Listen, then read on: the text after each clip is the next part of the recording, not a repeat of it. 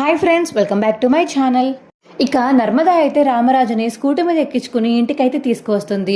అది చూసి ఇక వేదవతి అయితే చాలా ఆనందపడిపోయి, అమ్మో అమ్మో, నా కోడలేంటి మా ఆయన్ని బండి మీద ఎక్కించుకుని తీసుకొచ్చేస్తుంది, నాకు చాలా సంతోషంగా ఉంది, కొంపతీసి వీళ్ళు కలిసిపోయారా, కలిసిపోతే ఇంకంతకుమించి ఇంకేం కావాలి అని మనసులో అయితే అనుకుని చాలా హ్యాపీగా ఫీల్ అవుతుంది ఇక వేదవతి అయితే. అప్పుడే ఇక నర్మదా వాళ్ళ మామయ్య ఇద్దరు కలిసి ఇక ఇంటి దగ్గర ఆగడంతో, ఆగండి ఆగండి ఆగండి, ఏవండి రామరాజు గారు అన్నాన్ని అంటారు కానీ ఏమన్నా అంటే ఏం చేశారు మీరు ఇద్దరు మాట్లాడుకోవట్లేదు, కానీ కోడల బండి ఎక్కి వచ్చారంటే కోడలు వాళ్ళు క్షమించినట్టే కదా అని ఇక వేదవతి అంటుంటే ఇంకా రామరాజు మాత్రం ఏం మాట్లాడకుండా లోపలికి వెళ్ళిపోతాడు. ఏంటి కోడలి పిల్ల చాలా బాగా మంచి పని చేసావు తెలుసా, నేను చూస్తుంటే ముచ్చుడేసుకొస్తుంది, ప్రేమ వెళ్ళు దిష్టి తీస్తాను మీ అక్కకి అని చెప్పేసి ఇక వేదవతి చెప్పడంతో ప్రేమ అయితే లోపలికి వెళ్ళి ఇక మిరపకాయ ఉప్పు తీసుకొస్తుంది. ఇరుగు దిష్టి పొరుగు దిష్టి ఊర్లో వాళ్ళ దిష్టి ఇంట్లో వాళ్ళ దిష్టి అందరి దిష్టి పోవాలి. అమ్మో, అసలుకే కోడలు మావయ్య గారిని ఎక్కించుకుని ఇంటి దగ్గర తీసుకొస్తుందని ఊరంతా చూసుకొని చెప్పుకున్నారంటే బోళ్ళంత దిష్టి తగులుతుంది మనకి.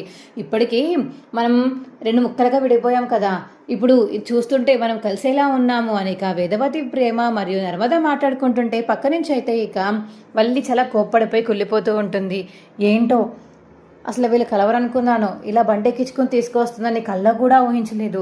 మామయ్య గారు అసలు ఇప్పుడు బండి ఎలా ఎక్కారు చెప్తాను, వెళ్ళి ఆయన్ని అడుగుతానని లోపలికైతే వెళ్ళిపోతుంది వల్లి. ఏంటి మావయ్య గారు, మీరు చేసిన పని నాకేం బాగాలేదు, నచ్చలేదు, కష్టపడి నేను గీత గీస్తే మీరేంటి ఆ గీతని వద్దనుకుని పట్టించుకోకుండా ఆ నర్మద బండికి అసలు ఎందుకు వచ్చారు మావయ్య అని ఇక వల్లి అడిగితే రామరాజుని అడుగుతుంది. అప్పుడే ఇక వేదవతి నర్మద ప్రేమ ముగ్గురు లోపలికి వస్తారు. ఇక ప్రేమ వాళ్ళందరూ అయితే నర్మద మిగతా వాళ్ళందరూ కలిసి ఇక వల్లిని చాలా కోపంగా చూస్తారు. ఏంటమ్మా నువ్వు గీసిన గీత అంటే మా కుటుంబాన్ని నువ్వే విడగొట్టావా అని ఇక రామరాజు అడిగేసరికి అది కదండి, పెయింట్ డబ్బా తీసుకుని నేనే కదా కష్టపడి గీశాను ఈ లైన్ అంతా, అది చెప్తున్నాను అని వల్లి అంటుంటే, ఓహో అదా, ఇంకా మా కుటుంబాన్ని విడదీసింది నువ్వేనేమో, అలా మాట్లాడుతుంటే వెంటనే కోపం వచ్చేసింది అని ఇక రామరాజు అంటాడు. మా వీడియో మీకు ఎలా అనిపించిందో కింద కామెంట్ సెక్షన్లో తెలియచేసి మా వీడియోని షేర్ చేయండి, అలాగే సబ్స్క్రైబ్ చేసుకోండి. Bye friends.